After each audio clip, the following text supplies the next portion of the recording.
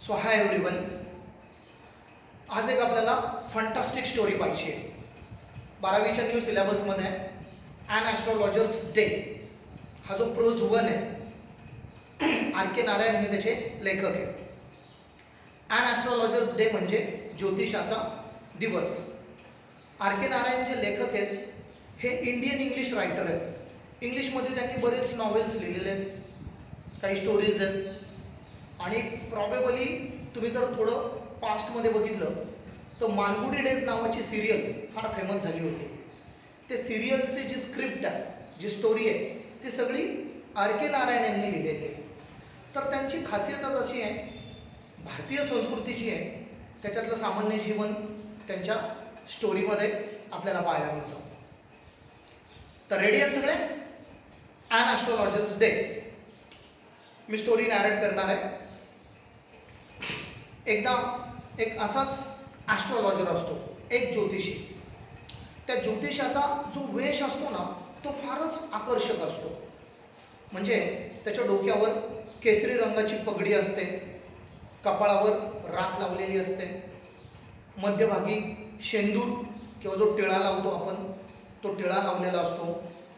त्याचे जे कल्ले असतात ते असे गालावर आलेले असतात. आणि या सगळ्यांच्या मध्ये त्याचे जे डोळे असतात ना, असे चमकत असतात, ॲबनॉर्मल. म्हणजे रेग्युलर लोकांसारखे डोळे नसतात, असे स्पार्कलिंग होत असतात. आणि ते डोळे पाहिल्यानंतर कस्टमरला वाटायचं की हे कुणीतरी प्रेषित आहे, काहीतरी तेज आहे यांच्याकडं. आणि त्यांना बरं वाटायचं की यांच्याकडे गेल्यावर आमचे प्रॉब्लेम सॉल्व्ह होते. खरं सांगायचं तर तो ज्योतिषी त्या डोळ्यातून, त्याच्या नजरेतून कस्टमर्स शोधत असतो. आणि कस्टमर्सला वाटत असतं हे आपल्यासाठी काहीतरी आधाराची गोष्ट आहे. हा ज्योतिषी एका गावामध्ये टाऊन हॉलच्या दिशेने जाणारा जो रस्ता असतो, त्या रस्त्यावरती तिथंच बाजूला एक मोठं चिंचेचं झाड असतं. आणि त्या चिंचेच्या झाडाखाली हा आपला स्टॉल मांडत असतो, भविष्य पाहायला बसत असतो.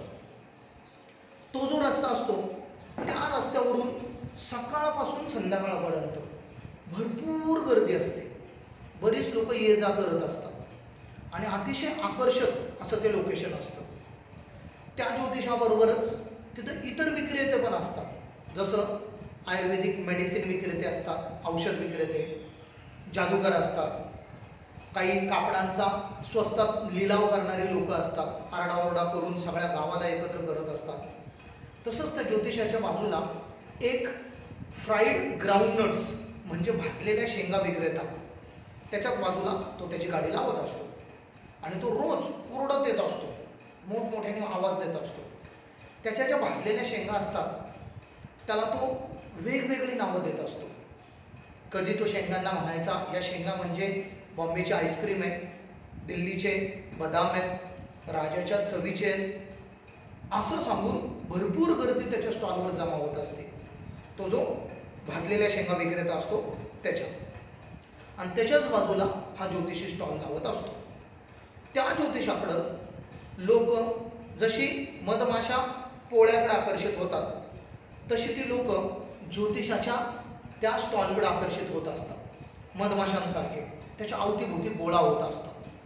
त्या शेंगा विक्रेत्यासमोरची गर्दी बरीचशी त्याच्यासमोर घुटमळत असते की आपले काहीतरी भविष्य जाणून घेऊ आपण, काय आपलं भविष्य. आणि ज्या एरियात तो बसत असतो भविष्य पाहायला, तो जो एरिया असतो तिथं म्युन्सिपाल्टीची लाईट नसते. जे कॉर्पोरेशन आहे, नगरपालिका, त्यांची लाईटच नसते तिथं. मग प्रत्येकजण काय करतो, कोण स्वतःच्या याच्यावर गॅसचे दिवे लावत असतो, कोण ओल्ड सायकल लॅम्प्स यूज करत असतो, कोण खांबावर अशा काही इतर लॅम्प किंवा पंत्या लावून असा प्रकाश करत असतात आणि त्याच्यामध्ये त्यांचा व्यवसाय करत असतात. हा ज्योतिषी काय करत असतो, शेंगा विक्रेता जो आहे त्याचा जो जाळ आहे, त्या जाळाच्या प्रकाशात हा त्याचा व्यवसाय मांडत असतो. याची स्वतःची लाईट नसते. असे 2-3 जण असतात, ते इतरांच्या लाईटमध्ये त्यांचा व्यवसाय करत असतात. तर एकदा असंच येतो तो, त्याची बॅग ओपन करतो. बॅगमध्ये त्याच्या काउरी शेल्स, अशा वेगवेगळ्या कवड्या, त्याचबरोबर नोटबुक, एक कापडाचा तुकडा, काही मिस्टिक चार्ट्स, ताकपत्रांचा गठ्ठा. पूर्वी आहे ना असं पानांवर वेगवेगळ्या प्रकारचं भविष्य लिहिलं जायचं किंवा पट्ट्या असायच्या, त्या पट्ट्यांवर भविष्य लिहायचे. हे सगळं मटेरियल तो त्याच्या बॅगेतून काढतो आणि त्याचा स्टॉल मांडतो. आणि बाजूला जो प्रकाश असतो शेंगा विक्रेत्याचा, त्याच्यात तो बसत असतो. तिथलं वातावरण जे असतं त्या भागातलं ते क्रिस क्रॉस लाइटिंग असतं, म्हणजे अंधुक प्रकाश, थोडासा सेमी डार्कनेस असतो, सावल्या पडत असतात आणि हे सगळं वातावरण त्या ज्योतिषाला सूट होत असतं. हे वातावरण सूट होतं याचा अर्थ असा की तो ज्योतिषी जेव्हा त्याने सुरुवात केलेली असते त्याच्या आयुष्याची, तेव्हा त्याने काही ठरवलेलं नसतं की काय बनायचं आहे. म्हणजे ज्योतिषी बनायचं हे त्यांनी ठरवलेलंच नसतं. तर असंच तो गाव सोडून निघालेला असतो आणि त्याला मुळात ज्योतिषामधलं काही नॉलेज पण नसतं, म्हणजे ग्रह तारे यांचा अभ्यास पण नसतो. पण तो जे लोकांना सांगत असतो ना, जे भविष्य किंवा ज्या काही गोष्टी, त्यांनी लोक खुश होत असतात, त्याचा लोकांवर फार प्रभाव पडत असतो. याचं एकच कारण आहे, ते म्हणजे त्याचा सराव, रोज लोकांशी बोलणे आणि एक अंदाज बांधणे. या गोष्टींमुळं तो प्रत्येकाला फार परफेक्ट सांगत असतो आणि लोकांनाही ते आवडत असतं. उदाहरणार्थ, तो काय करायचा, त्याच्याकडे जर कोणी कस्टमर आला तर तो त्या कस्टमरला 10 मिनिटं बोलू द्यायचा, त्याचे प्रॉब्लेम्स ऐकायचा, त्याला बोलतं करायचं आणि बोलण्याच्या ओघामध्ये त्याच्याकडे बरंचसं मटेरियल जमा व्हायचं त्या कस्टमरचं. आणि मग ज्योतिषी त्याचे जे तडाखे, त्याचे जे अंदाज आहेत तो ते वर्तवायचा, त्यांना सांगायचा, त्यांच्याच बोलण्यातून काहीतरी घ्यायचा आणि त्यांना अंदाज काहीतरी बांधून सांगायचा आणि लोक खुश व्हायचे.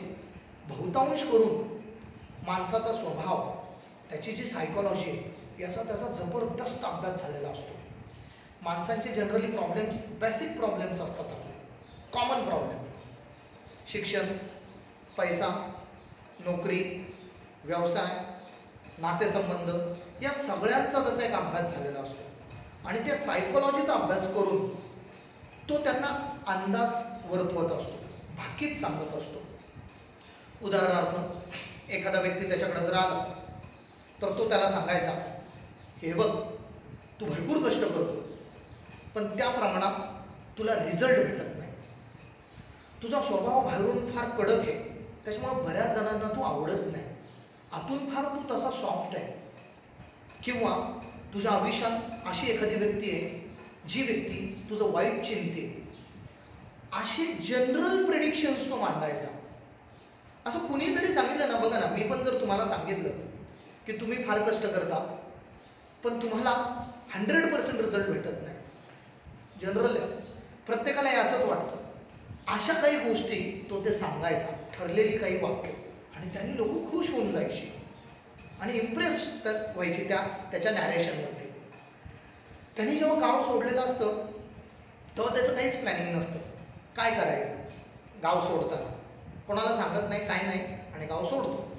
गाव सोडून साधारण 100-200 मैल तो प्रवास करून येतो आणि नंतर त्याला एक दिवस कळतं की आपण ज्योतिषी बनू शकतो आणि ज्योतिषाचा व्यवसाय तो सुरू करतो. त्याला त्याच्या गावात राहायचंच नसतं. गावात राहून त्याचे जे पूर्वज आहेत त्या पूर्वजांचं त्याला काहीच करायचं नसतं. म्हणजे पूर्वजांची कामं, पूर्वजांची शेती, शेतीची मशागत करणे, घर बांधणे, विवाह करणे, त्या घरात राहणे, ह्या सगळ्या गोष्टी त्याला करायच्याच नसतात. म्हणून तो गाव सोडून जातो. आणि गाव सोडल्यानंतर त्याला असं वाटत असतं की बापरे, मी फार बरंच लांब आलो आहे, माझ्यामध्ये गावामध्ये जणू काही एक आता मोठा समुद्र आहे आणि मी आता एक पुढं मोठी वाटचाल करणार आहे, असं कोणालाही कॉमन वाटत असतं. तसंच याच्या बाबतीत झालेलं असतं. ज्योतिषाचा अभ्यास नाही पण तरी ज्योतिषी बनलेला असतो, फक्त सायकॉलॉजीच्या जोरावरती.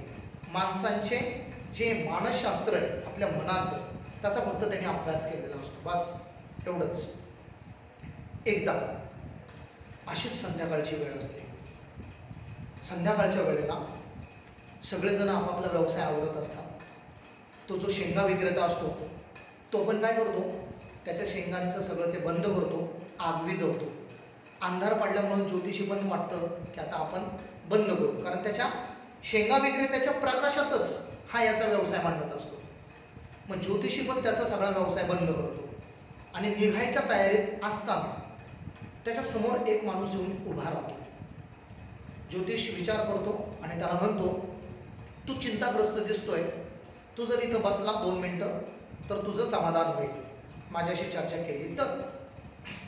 तो माणूस लगेच त्याचा हात त्याच्या समोर करतो, तळहात, आणि त्याला म्हणतो, तू स्वतःला ज्योतिषी समजतोय ना, चल सांग माझं भविष्य, सांग मला काय करायचं. ज्योतिषी त्याला सांगायला सुरुवात करतो. तुझं त्याला वाटतं जरूर काही आपल्याला चॅलेंज दिलंय. ज्योतिषी म्हणतो, तुझा स्वभाव असा आहे की तो पुढचा जो अनोळखी माणूस असतो कस्टमर, तो तुम्हाला स्वभाव सांगू नका, मी माझ्या आजच्या सर्चमध्ये यशस्वी होईल का नाही ते सांगा. ज्या गोष्टीचा मी शोध घेतोय त्या गोष्टीत मी यशस्वी होईल का हे मला सांगा. तो ज्योतिषी भुचकाळात पडतो. तो म्हणतो, हे बघ, मी 3 पैसे घेतो एका प्रश्नाचे आणि त्या बदल्यात समाधानकारक सगळं सांगत असतो. तुला जे भेटणार आहे ते समाधानकारक भेटणार आहे. तो माणूस म्हणतो, ठीक आहे, हा एक आणा घ्या. पूर्वी पैसे, आणे अशा प्रकारची चलनं होती, जसं आता 1 रुपया 2 रुपये. मग तो काय करतो स्ट्रेंजर, तो कस्टमर त्याला 1 आणा देतो आणि त्या ज्योतिषाला म्हणतो की हे बघ, हा 1 आणा तुझ्याकडे ठेव, तू लोकांना फसवतोय हे जर मी सिद्ध केलं तर हा 1 आणा तू व्याजासहित मला परत द्यायचा. ज्योतिषी थोडा भुचकाळात पडतो आणि तो म्हणतो की नाही, या सगळ्या गोष्टींची मला सवय नाही आहे, मी तुझं भविष्य उद्या सांगतो, प्लीज मला जाऊ दे, आता उशीर झाला. त्याला थोडी भीती वाटते ज्योतिषाला. तर तो जो माणूस असतो तो त्याचं मनगट पकडतो ज्योतिषाचं. त्याला म्हणतो, नाही, चॅलेंज इज चॅलेंज, तुला चॅलेंज हे घ्यावंच लागणार आहे. तू मला म्हटलाय इथं बस, मी नाही स्वतःहून आलो, मी फक्त उभा होतो. तू मला म्हटला इथं बस, तुझं समाधान होईल, आता तुला चॅलेंज स्वीकारावंच लागेल. ज्योतिषी म्हणतो, ठीक आहे, जर मी तुला सगळं काही खरं सांगितलं तर तू मला 5 रुपये देशील का. तो स्ट्रेंजर विचार करतो, 5 रुपये. तो म्हणतो, नाही. ज्योतिषी म्हणतो, ठीक आहे, 8 आणे दे. तो स्ट्रेंजर म्हणतो, नाही. त्यांचं बार्गेनिंग सुरू होतं आणि शेवटी त्यांची डील जमती. डील काय जमती, स्ट्रेंजर जो कस्टमर आहे त्यांनी 1 आणा ज्योतिषाला दिलाय. ज्योतिषी खोटा ठरला तर 1 आणा व्याजासहित द्यायचा, म्हणजे डबल करून द्यायचा, त्याचे 2 आणे द्यायचे त्या कस्टमरला. आणि जर ज्योतिषी खरा ठरला तर कस्टमरनी ज्योतिषाला 1 रुपया द्यायचा. अशा कंडिशनवर त्यांचा वाद थांबतो आणि ज्योतिषी त्याचं सांगायला सुरुवात करतो, प्रेडिक्शन सांगायला. थोडी प्रे करतो, मंत्र म्हणतो आणि प्रेडिक्शन सांगायला सुरुवात करतो. त्याचा चेहरा तेवढ्या वेळात ज्योतिषाने ऑब्झर्व केलेला असतो आणि त्याला ज्योतिषी म्हणतो की एकदा तुझ्यावर खुनी हल्ला झालेला होता आणि तुला जवळजवळ मरून द्यायलाच सोडून दिलेलं होतं.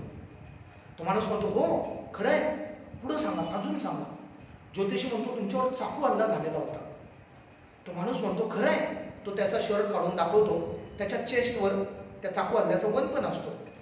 आणि तोच माणूस सांगतो, जो कस्टमर, ज्योतिषाला, की मी गावात असताना माझ्यावर एकाने हल्ला केला आणि मला विहिरीत टाकून दिलं.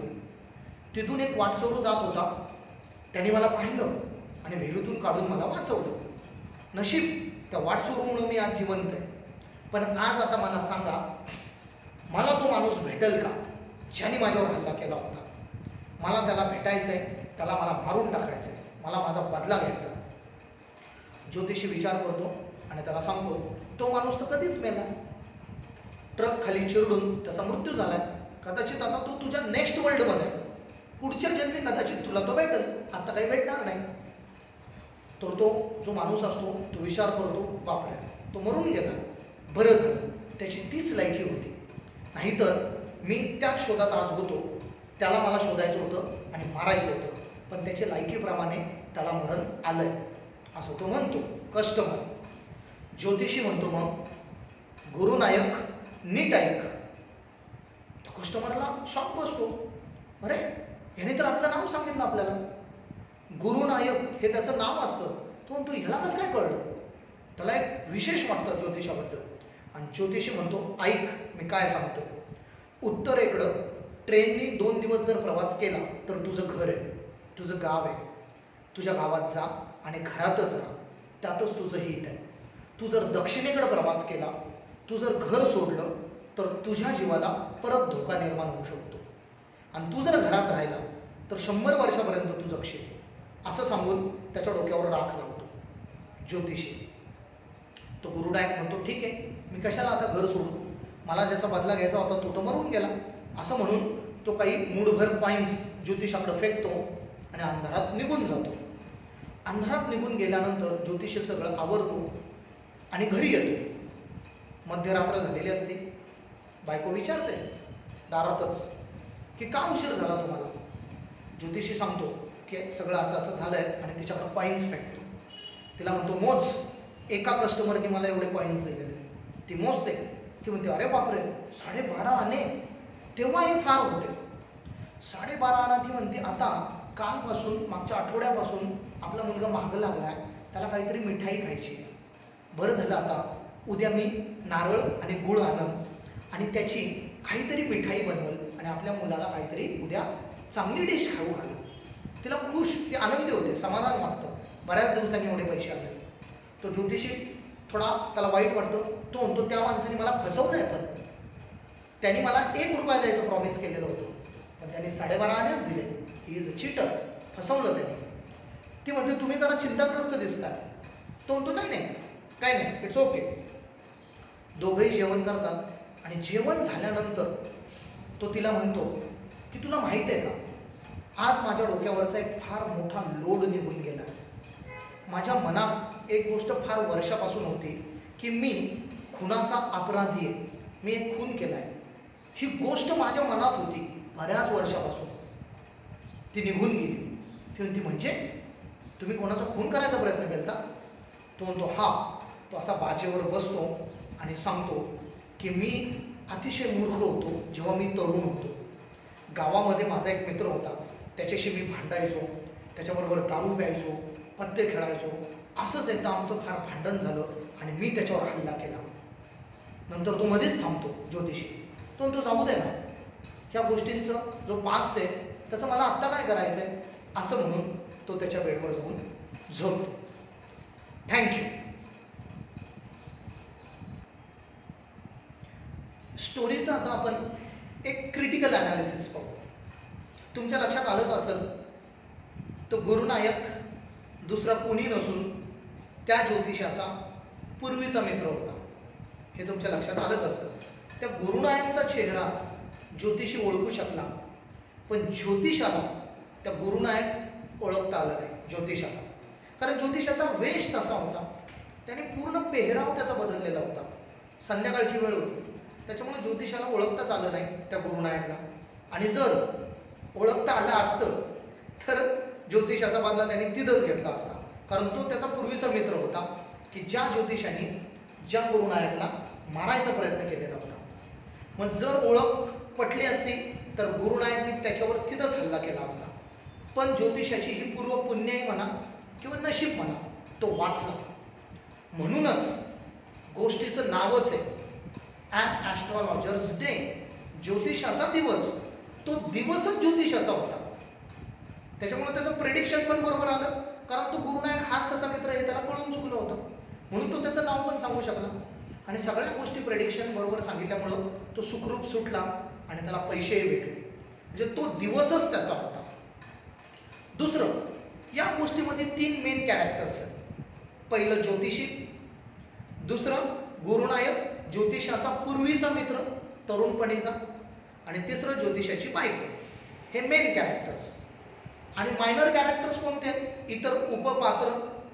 मग त्याच्यामध्ये तो औषध विक्रेता आहे, त्याच्यानंतर जो शेंगा विक्रेता आहे, भंगार विक्रेता आहे, त्याच्यामध्ये ज्योतिषाचा मुलगा आहे. हे इतर पात्र आहेत, पण मुख्य पात्र हे 3च आहेत ज्यांच्या भोवती ही गोष्ट फिरते. आणि थीम, आपण आता मेसेज पाहतोय, कॅरेक्टर पाहतोय, थीम पाहतोय. थीम काय या गोष्टीची? थीम अशी आहे की अंधश्रद्धा आणि विज्ञान आणि सायकोलॉजी या 3 गोष्टींच्या अवतीभोवती या गोष्टीची थीम फिरते. बघा तुम्ही, अंधश्रद्धा कसं, ज्योतिषाचा काही अभ्यासच नसतो ग्रहताऱ्यांचा, तरी तो भविष्य सांगत असतो. हे फक्त अंदाज बांधत असतो. कसे? लोकांच्या सायकोलॉजीचा अभ्यास करून. लोकांचे प्रॉब्लेम कॉमन त्याला माहीत झालेले असतात. मग त्या सायकोलॉजीवर तो त्यांना उत्तर देत असतो. सायकोलॉजी म्हणजे इथं ॲस्ट्रॉलॉजी कमी, सायकोलॉजी जास्त आहे. आणि तिसरं सर्वात महत्त्वाचं म्हणजे सायन्स आपण फॉलो केलं पाहिजे. हा एक इनडायरेक्ट मेसेज आहे याच्यामध्ये की we should be practical, we should be scientific and logical. Okay. तर कॅरेक्टर्स आपण पाहिले स्टोरीचे, स्टोरीची थीम पाहिली आणि मॉरल ऑफ द स्टोरी, स्टोरीचा मेसेज. या स्टोरीतून आपल्याला काय शिकायला मिळतं? सर्वात पहिलं आपण सायंटिफिक आणि लॉजिकल असलं पाहिजे. दुसरं, आपला पास्ट कोणाच्याही रूपाने आपल्या पुढे येऊ शकतो, पॉसिबल आहे. आणि तिसरं यामध्ये की करिअर ऑप्शनच्या अँगलने पण आपण एक गोष्ट ही बघू शकतो. त्यांनी गाव सोडून ज्योतिषशास्त्रामध्ये करिअर केलं त्या ज्योतिषाने, पण ज्योतिषशास्त्राचा तर त्याचा अभ्यासच नव्हता. तरी पण तो चांगलं ज्योतिषी बनला. तो लोकांचा चांगला अंदाज वर्तवत होता, त्यांचे प्रश्न सॉल्व्ह करायचा प्रयत्न करत होता, त्याला जमत होतं. पण ज्योतिषशास्त्रातली कुठली डिग्री नव्हती त्याची, अभ्यास पण नव्हता. हा करिअरचा तुमच्यासाठी एक मेसेज आहे मित्रांनो, की तुम्ही एखाद्या याच्यामध्ये डिग्री घेतली आणि त्याच याच्यामध्ये तुम्ही सक्सेसफुल व्हाल, काही सांगता येत नाही.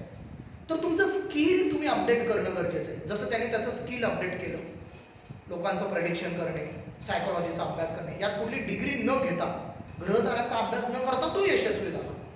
तसंच एखादं स्किल जर तुम्ही अपडेट केलं कुठलंही, त्यामध्ये ते करिअर तुम्ही करू शकता आणि प्रोग्रेस करू शकता. म्हणजे skill is important, not your degree. Thank you.